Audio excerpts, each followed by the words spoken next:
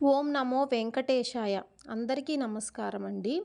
ఈ వీడియోలో మనం క్షీరాబ్ది ద్వాదశి తులసి కళ్యాణం ఎప్పుడు చేసుకోవాలి, అదేవిధంగా పూజ ఏ విధంగా చేసుకోవాలి, తులసీదేవికి సంబంధించినటువంటి అంటే తులసి కళ్యాణంకి సంబంధించినటువంటి పూజ ఏ టైంలో చేసుకోవాలి అనేటువంటి పూర్తి ఇన్ఫర్మేషన్ని మనం ఈ వీడియోలో చూద్దామండి.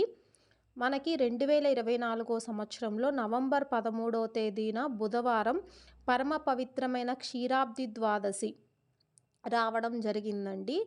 ఈరోజు సాయంత్రం అంటే క్షీరాబ్ది ద్వాదశి రోజు సాయంత్రం ప్రతి ఒక్కరూ కూడా తులసీదేవిని పూజించాలి.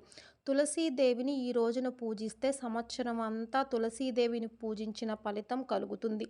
పిల్లలు, పెద్దలు, ఆడవాళ్ళు, మగవాళ్ళు, పెళ్లి కాని వాళ్ళు, పెళ్ళైన వాళ్ళు అందరూ కూడా క్షీరాబ్ది ద్వాదశి తులసి అమ్మవారిని పూజించినట్లయితే గనక లక్ష్మీ అనుగ్రహంతో పాటు ఆ నారాయణ అనుగ్రహం కూడా కలుగుతుంది. 2024 సంవత్సరంలో నవంబర్ 13 బుధవారం క్షీరాబ్ది ద్వాదశి రోజున అమ్మవారిని సాయంత్రం 5 గంటల తర్వాత నుంచి రాత్రి 8 గంటల లోపు తులసి పూజ చేసుకోవచ్చు.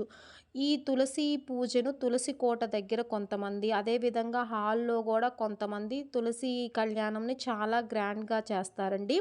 తులసి అమ్మవారితో పాటు అంటే తులసి చెట్టుతో పాటు ఉసిరి చెట్టును కూడా పూజించాలి. ఉసిరి చెట్టు కనుక మనకి దొరక్కపోతే అయితే ఉసిరి కొమ్మ అమ్ముతారండి. ఉసిరి కొమ్మ తెచ్చుకొని తులసి అమ్మవారి పక్కన నాటి తులసి చెట్టును, ఉసిరి కొమ్మను రెండిటిని కూడా కలిపి పూజిస్తే లక్ష్మీ అనుగ్రహం కలుగుతుంది. తులసి చెట్టును పూజించేటప్పుడు సాలగ్రామం లేదా మహావిష్ణువు విగ్రహం లేదా శ్రీకృష్ణుని విగ్రహం లేదా వెంకటేశ్వర స్వామి విగ్రహం కూడా పెట్టి పూజించాలి. తులసి అమ్మవారిని పూజించేటప్పుడు తులసి చెట్టు దగ్గర చుట్టుపక్కల కూడా మొత్తం శుభ్రం చేసుకోవాలి. చీపురుతో కాకుండా ఒక క్లాత్ తీసుకొని శుభ్రం చేసుకోవాలండి. దేనికి అంటే చీపురు అనేది తులసి అమ్మకి తగలకూడదు. అందుకోసం అని చెప్పేసి శుభ్రం చేసుకున్న తరువాత అంటే చుట్టుపక్కల ఎటువంటి డస్ట్ ఏమీ లేకుండా కొంచెం నీట్గా శుభ్రం చేసేసుకొని తులసి అమ్మవారి ముందు అంటే మనం తులసిని పెట్టుకుంటాం కదా ఒక కుండీలో, ఆ కుండీకి ముందు తులసి కోట ముందు ముగ్గు వేయాలి. శంకు, చక్రం, అష్టదళ పద్మం ముగ్గు వేసి పసుపు, కుంకుమ, పూలు, కొబ్బరికాయ, చీర, జాకెట్ ముక్కలు కూడా అమ్మవారికి సమర్పించాలి. చీర, జాకెట్ ముక్క లేకపోతే పత్తితో చేసినటువంటి వస్త్రమైనా సమర్పించవచ్చండి. ప్రసాదం కోసం అయితే గనక పాయసం, వడపప్పు, పానకం లాంటివి సమర్పించాలి. ఇక మనకి పూజ ఏ విధంగా చేసుకోవాలి అంటే ముందుగా తులసి అమ్మవారి ముందు మనం ఒక చాప వేసుకొని కూర్చోవాలండి. కింద అయితే కూర్చోకూడదు. చాప లేదంటే చిన్న క్లాత్ ఏదైనా వేసుకొని కూర్చోవాలి. మనం తులసి కళ్యాణం, తులసి పూజ చేస్తున్నాం కాబట్టి సాంప్రదాయంగా చీర కట్టుకొని చేస్తే బాగుంటుందండి. తమలపాకు మీద పసుపు గణపతిని చేసి దీపారాధన చేసి గణపతిని పూజించుకోవాలి. ఆ తరువాత ఆచమనీయం చేసుకొని ప్రాణామయం చేసుకొని సంకల్పం చెప్పుకున్నాక తరువాత తులసి అమ్మవారిని ఆహ్వానిస్తూ ఆవాహనం చేసుకొని తులసి అమ్మవారి ఆవాహనం చేసిన తర్వాత కుంకుమ, గంధం పెట్టి పూలు పెట్టేసి అమ్మవారికి తులసి అష్టోత్తరం ఉంటుందండి. మనకి అష్టోత్తరాల బుక్ ఉంటుంది కదా, అందులో తులసి అష్టోత్తరం ఉంటుంది.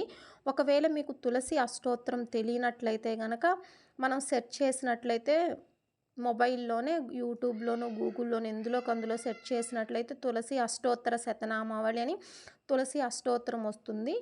పూలతో పూలు అమ్మవారి మీద, తులసి అమ్మవారి మీద, విష్ణుమూర్తి మీద, తులసి అమ్మవారి మీద వేస్తూ తులసి అష్టోత్తరం చదవాలి. అదేవిధంగా విష్ణు అష్టోత్తరం కూడా చదువుకోవాలండి. గోవిందనామాలు కూడా చెప్పుకోవచ్చు. తరువాత మనకి తులసి ద్వాదశ నామ స్తోత్రం అని ఉంటుందండి. అది కూడా మీకు తెలియకపోయినట్లయితే కనుక గూగుల్లో కానీ యూట్యూబ్లో కానీ సెర్చ్ చేసుకోవచ్చు.